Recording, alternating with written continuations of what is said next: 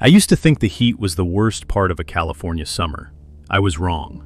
It was July 15th, 1976, the second to last day of summer school, and our bus windows were half cranked open, letting in a breeze that wasn't really a breeze at all, more like the hot breath of the sun. But none of us cared. We were kids. Dirt, heat, boredom, none of it mattered when you were joking with friends and waiting to get dropped off near your house. I sat halfway back on the left side, close to the window. Mr. J, our bus driver, steady, gentle, the kind of man who knew everyone's name, had the radio humming a low country song. The smell of old vinyl seats and the sound of kids arguing about cartoons blended into the familiar chaos of my afternoons.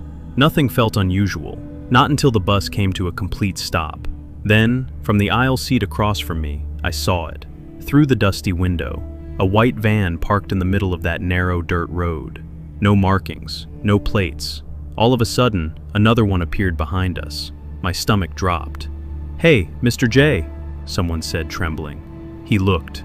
His face changed, like he had seen a ghost. 3 men climbed out of the vans, dressed in dark clothing, faces covered with black face mask. I didn't know adults could look that terrifying. The first one boarded our bus with a shotgun in hand. I could smell gasoline and sweat on him as he passed me. "Everyone sit still," he said, voice muffled. "You'll get out of this fine if you listen." Mr. J tried to reason with them. "They're just kids," but they shoved him, forcing him down the aisle. Children started crying. Some clutched backpacks like shields. Others hid behind the seats. The gunman pointed at me first. "You, stand up." I did. My legs shook so badly I could barely rise. "Get off the bus." They herded us out in groups, shoving us into the vans like livestock. I'll never forget the moment the door slammed shut behind me. The world outside disappeared. No windows, no air circulation. Nothing but wooden panels screwed into place, and the muffled sobbing of 20 terrified kids. The engine rumbled, and then darkness swallowed us. Time became something sick and stretchy in that van. Seconds felt like minutes. Minutes felt like hours. It was hot, so hot that kids fainted. The air smelled like sweat-soaked shirts and fear. A girl kept whispering for her mom. Someone in the back threw up and tried to hide it. No one talked loudly after the first half hour. We saved our oxygen. We saved our tears. At some point, I started hallucinating that the walls were shrinking, that the wooden planks were flexing inward, breathing in sync with us. I tried counting to distract myself. 1, 2, 3. But somewhere around 30 I lost track. We drove for 11 hours. We didn't know that then. We only knew the inside of that van. When the door was yanked open, we spilled out like we'd been poured from a container. The sun hit our eyes for the first time in forever. It felt like knives. I squinted through the blur, waiting for my vision to adjust. When it did, I saw something I still dream about. A massive moving truck, buried halfway underground in a gravel pit.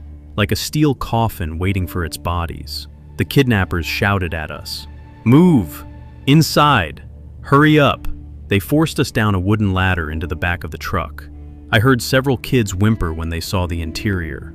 Metal walls, no windows, a handful of mattresses thrown across the floor, a toilet in the corner, wooden beams holding up a ceiling barely 5 feet above our heads. I touched the wall. It was cold. I touched the floor. It was damp. This wasn't a room. It was a tomb. One of the kidnappers tossed down a stack of bread, a few jugs of water, and a bucket of milk cartons. Then he said something I'll never forget. "Y'all behave. We'll be back." The door shut. We heard padlocks snap into place. Then the sound of dirt being dumped on top of the truck. Shovels scraping. Engines rumbling. We were being buried, alive. Some kids screamed until their voices cracked. Others curled into balls and rocked themselves. The lights above flickered once, then dimmed. I felt the floor vibrate from the weight of the soil, and then everything settled into a suffocating stillness. We were trapped. The heat built fast. The oxygen thinned. Condensation dripped from the ceiling like the truck itself was sweating. A kid fainted. Another cried until he passed out. I remember rubbing my thumbs raw against each other because it was the only thing I could control. Mr. J somehow stayed strong.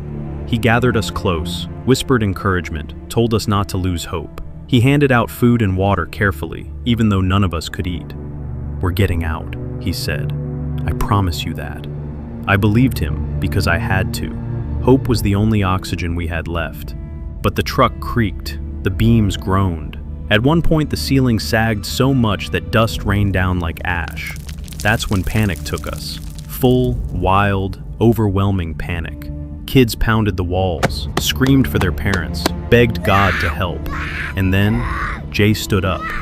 "All right," he said, "we're doing this, together." We built a staircase out of the mattresses, stacking them unevenly but high enough to reach the ceiling. The older boys helped Mr. J climb up first.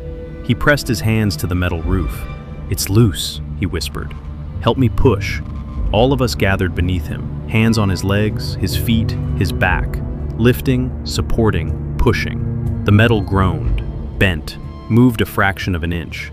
The beam above us cracked loudly, sending dirt pouring onto Mr. J's shoulders. But he didn't stop. "Push!" he shouted.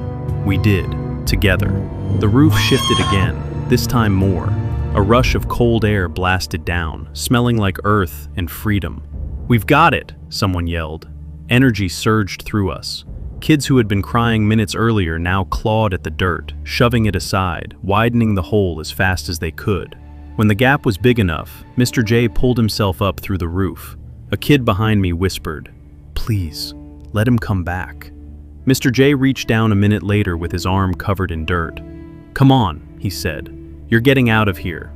One by one, we climbed out of the grave. The sun had never felt so bright. The sky had never looked so massive. Some kids kissed the dirt. Others sobbed in the open air. I just stood there, shaking, breathing in deep lungfuls of air, reminding myself I was alive.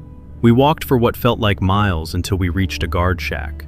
When the worker inside saw 26 dusty, trembling children and a bus driver stumbling toward him, he dropped his coffee and ran for help.